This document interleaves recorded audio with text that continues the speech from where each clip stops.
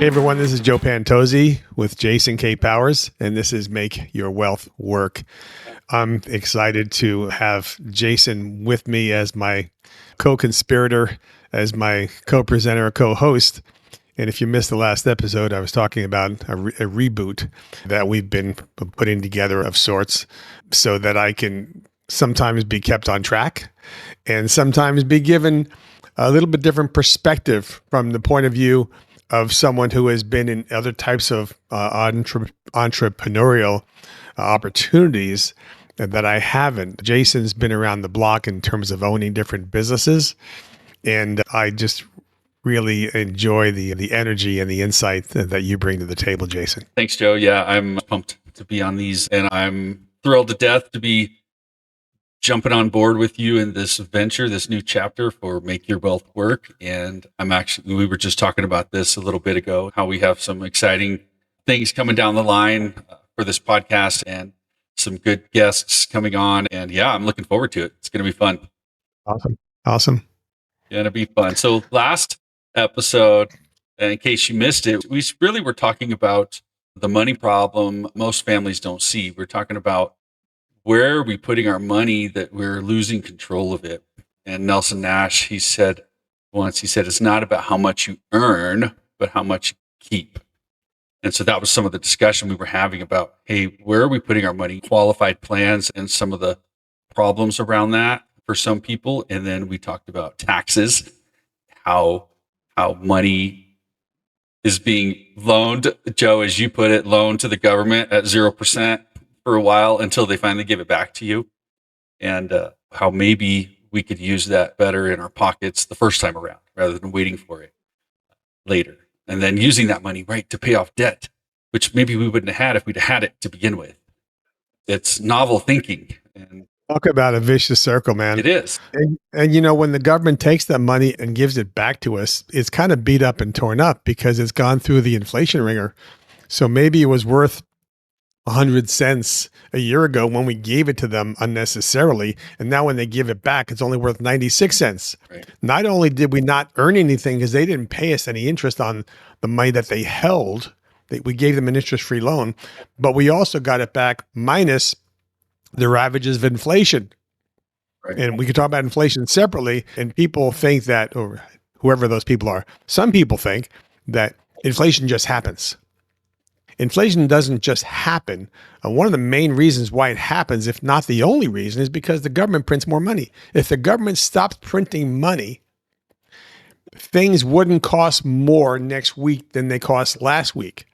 I was in the grocery store yesterday, and one of my terrible habits is candy and sweets, and I love all the different varieties of M&Ms that they've just come out with.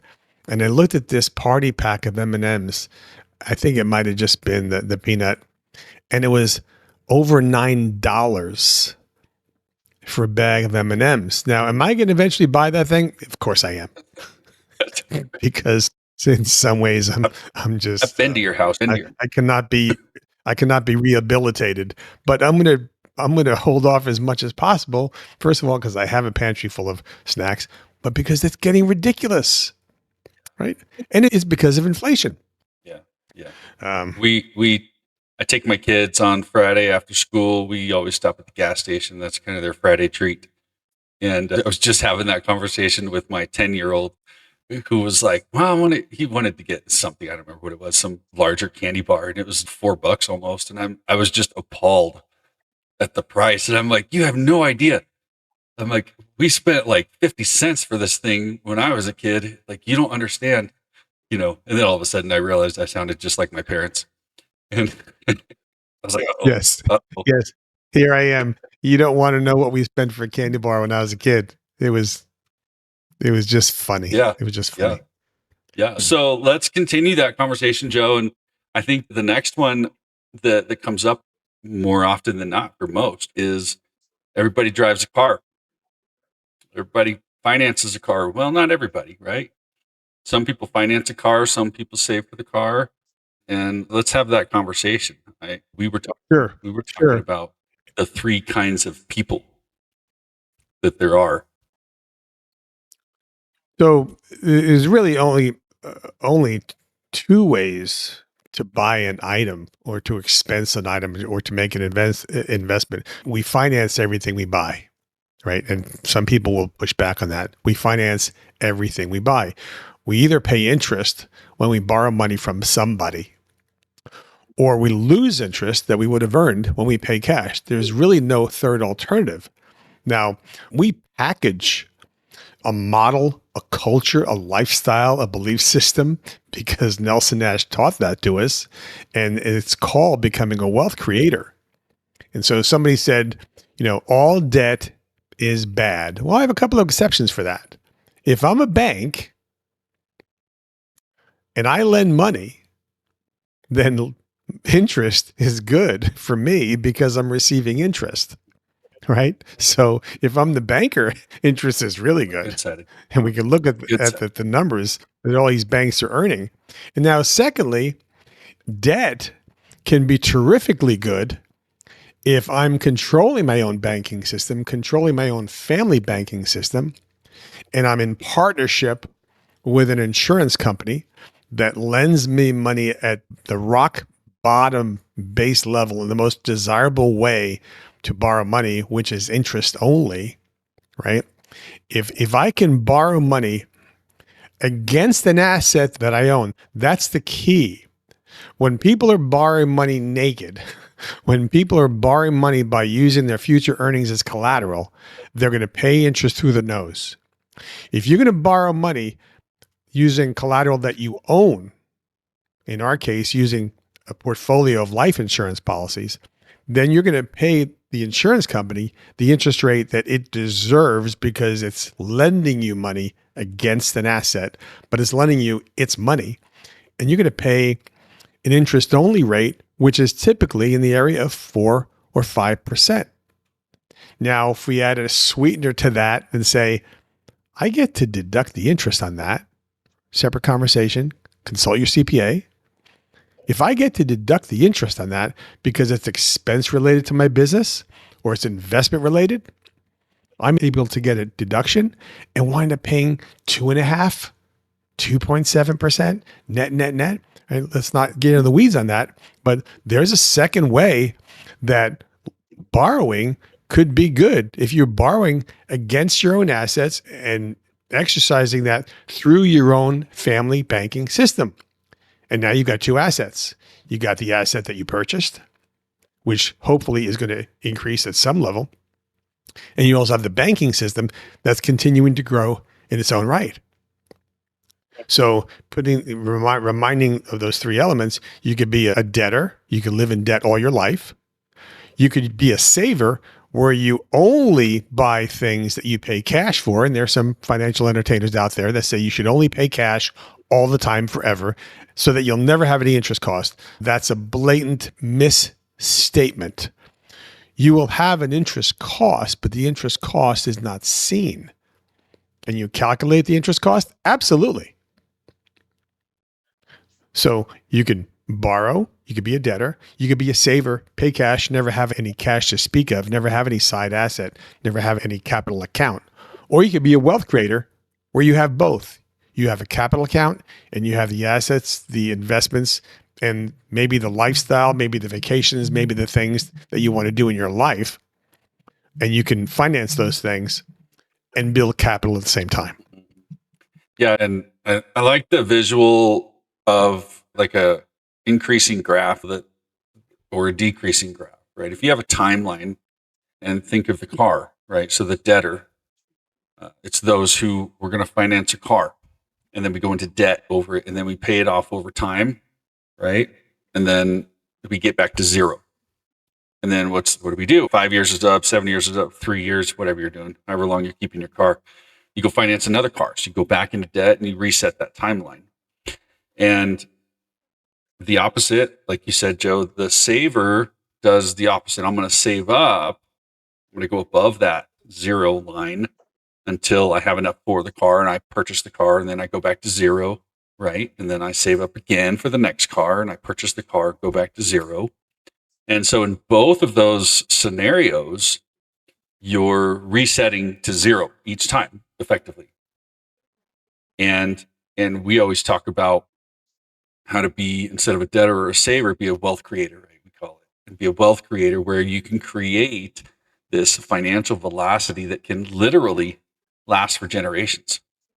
And you be back in control of that banking function. I always say, what would life be like if you never had to borrow from an outside bank again? How much There you go. would that change your life? It'd be profound if you could do it. So tell me, Joe, we were talking about rate versus volume. Yeah. So I love the way folks will refer to their car payment, and the only thing that they'll refer to will be the rate. Yeah, I went to 5 different dealerships and 5 different finance companies, and this one was lending me money at 4.5%, and this was lending at 7%. But I got a screaming deal of 3% on my car loan, or I got a zero car loan for the next 72 months. Well, what's your payment? Well, the payments are all over the board. It just depends on the car you're buying, right? Or the truck you're buying. And people aren't focused so much on the payment as they are on the interest rate. And they think they killed a bear. They think they got a big victory because they got 3% loan rate. But wait a minute. Your payment is whatever it is. Your payment's $800 a month. Your payment's $1,000 a month. Your payment's $1,200 a month because you bought an Escalade or whatever you did. Okay. And so you're still gonna be choking a little bit on that car payment. And so this is where we talk about the difference between rate and volume. People are so fascinated with getting a wonderful loan rate. Of course, the lender and the dealership are giving you a screaming rate because they want to get you in that vehicle. And they want to send you the $50,000, $60,000, $70,000, $100,000 vehicle and lock you in those payments because you're paying that payment, right? So Kiyosaki, I believe, has a really good viewpoint. I've really recommended his book for years. I don't know when he wrote the book, 10 years ago at least. And the book is called Second Chance. And in Second Chance, Robert Kiyosaki, who wrote Rich Dad, Poor Dad 25 years ago, talks about why savers are losers. Here we are trying to get people to become savers, right? And here Kiyosaki is saying, well, savers are losers. Why does he say that? Well, because savers put money into an account that earns a very nominal interest rate. The interest rate is going to be taxable, so they're already going backwards. They're not making much money. The money that they do make on savings is being taxed. And then when they go to buy a car, if they're people who pay cash for cars, they're going to disrupt that savings account and spend their capital to buy the car. Now, what do rich people do in contrast? Rich people go to banks where, by the way, poor people, losers, savers, accumulate their money because they believe that accumulation theory actually works. I can accumulate my way to wealth. It doesn't. So rich people go to banks. They borrow other people's money at a great rate. The rate is tax deductible. They use that loan not to buy depreciating assets like poor people are doing. They use that loan to buy appreciating assets, capital assets, income producing assets, real estate, etc.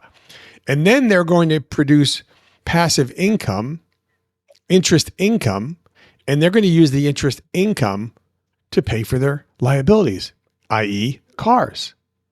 So where poor people are focusing on buying the liability because that's going to make them feel good about their life, rich people are focused on building up capital assets, and then they'll use the interest income to finance their life. But in the meantime, their capital asset is building wealth. And it's almost hard to think about those two concepts in the same solar system. Poor people are looking at money for the immediate. They're not looking at building something for the future. When we talk about the infinite banking concept, many people will automatically go to that and say, oh, that's what they're selling. No, that's the way I want you to think. See, I think in terms of what can I finance? What can I capitalize using the portfolio of life insurance policies that I have? which is dozens and dozens of policies. I've been doing this over a long period of time. I owned the right kind, if you want to call it such, dividend paying whole life policies before I met Nelson Nash. He just taught me how to turbocharge them. And he taught me the value and the virtue of making my portfolio way bigger than it ever could have been if I hadn't had my thinking blown up. That's right. So cars are the tip of the iceberg. The way we finance one thing is typically going to be the way we finance something else. But now if we start to think about having assets back up the purchase, now we can build wealth and still have the lifestyle that we want to have. And I always use the example when we talk about Parkinson's law and inflation and the cost of things going up. I think about the heated steering wheel in my Ram truck. That's right. Now, 10 years ago, first of all, I didn't own a Ram truck 10 years ago. And 10 years ago, I didn't know that there was such a thing as a heated steering wheel.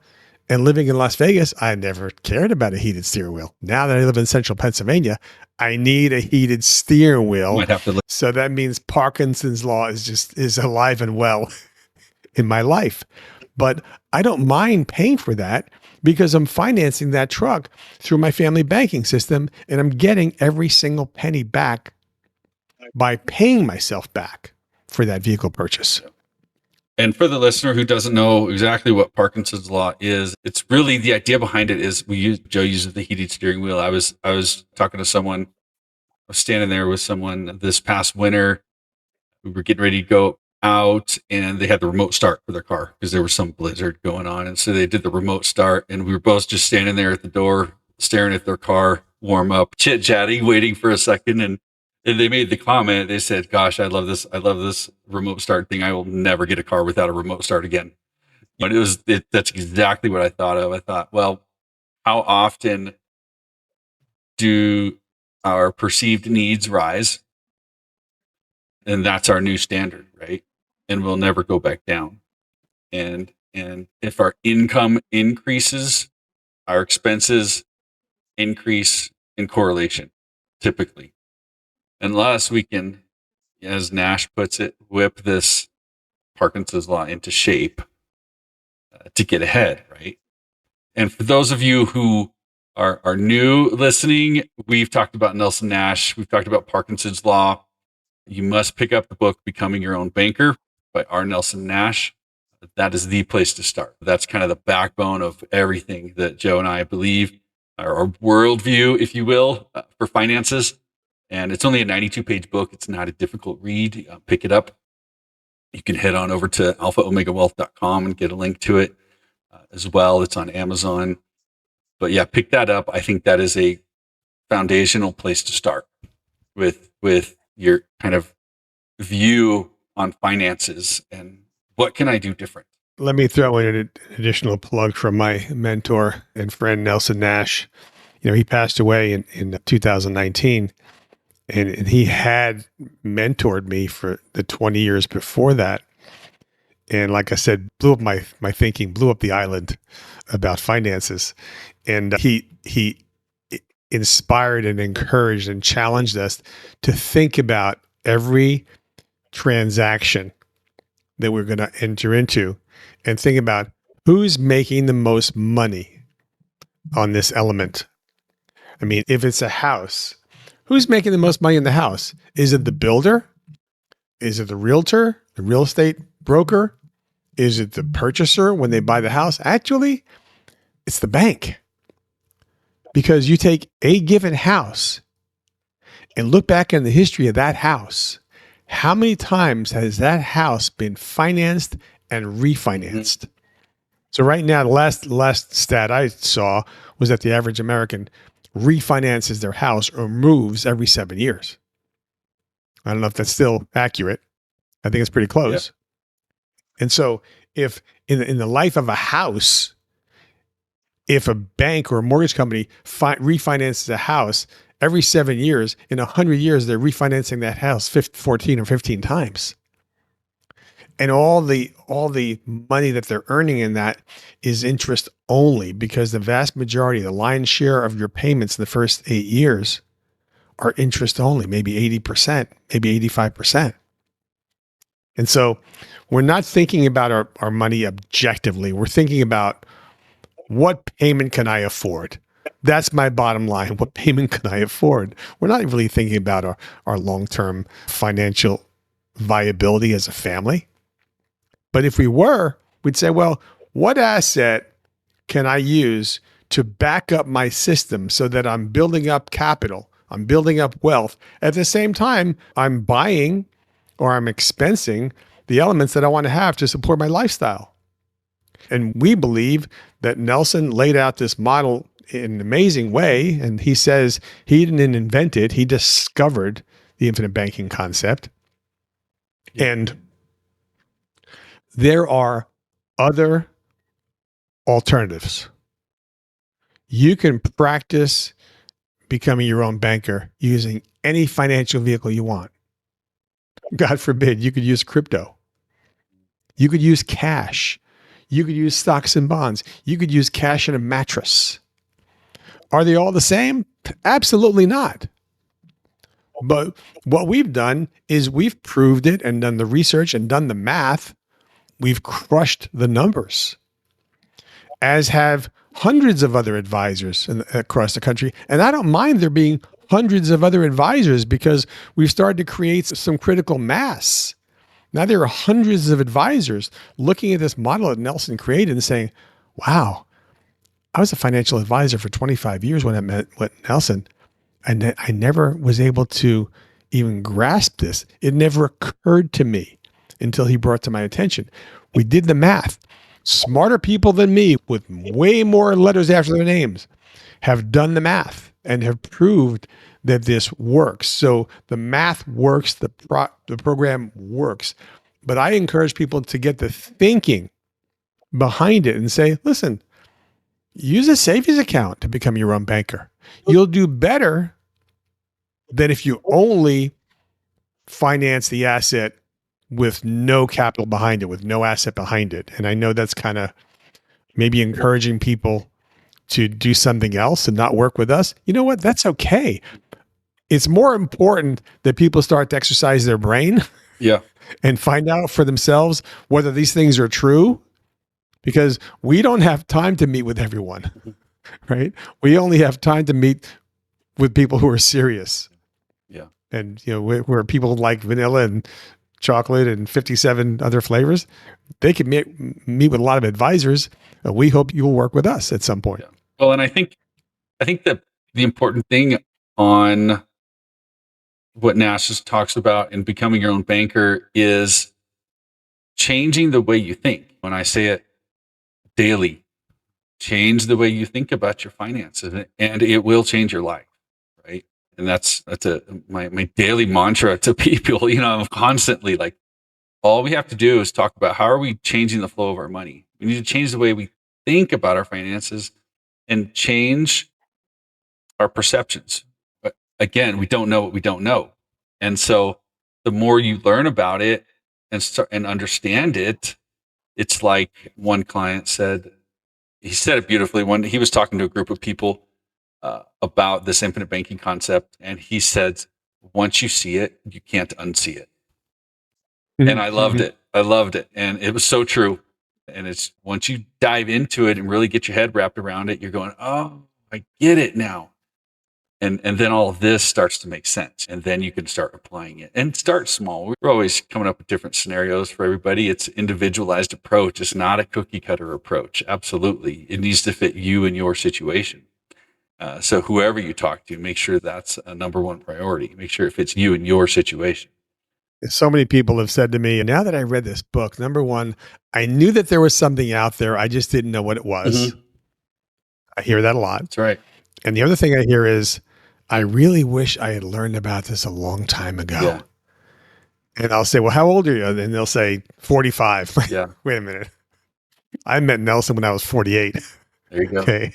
And I've exploded my system and I've exploded my banking system, but there is no age limit. There's no age at which you can say it's too late for me. Yeah. Maybe it's too late when you're 80 years old to start building wealth going forward, but maybe you could teach your kids, your grandkids, your nephews, your nieces, the people you care about. The thing is to get on the right track, because if you're practicing the wrong thing for a long period of time and you're practicing it diligently, you're going to practice yourself into poverty. And we'll talk in another episode about some of the falsehoods that are being perpetrated by financial entertainers out there. And they're literally falsehoods. They're falsehoods from a mathematical, from an investment, from a human nature perspective, from a product perspective. There are a lot of falsehoods. I like to tell people that what we share is provable from a math perspective, from an economics perspective, from a historical perspective. I can tell you this is the way that wealthy people have secured some of their wealth. I'm not saying close up your franchise. Stop building donut shops, stop building gas stations. That's where you're building your real wealth. We're creating a banking system that supports your ability to buy and invest in the areas that actually build your wealth. Yeah. And I have that conversation with real estate investors almost daily. We have that conversation. They often think I'm going to come in and try to encourage them to change their real estate investment strategy. Right. So same with any business owner, right? Or anybody trying to build wealth or get ahead. So I'm not necessarily trying to change your strategy. I'm trying to get you to change the flow of your money. And there's a difference.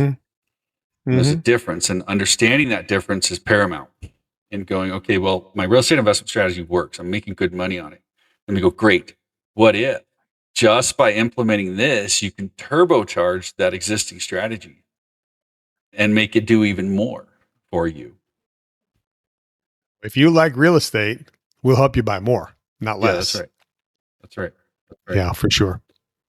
Well, Joe, once again, we have cooked through our time and covered about a fraction of what we really wanted to. So that's encouraging, though. That means we'll have plenty of episodes ahead of us to talk about this stuff. And so if you are listening today and you want to learn more, you want to talk to Joe or myself, head on over to alphaomegawealth.com/podcast.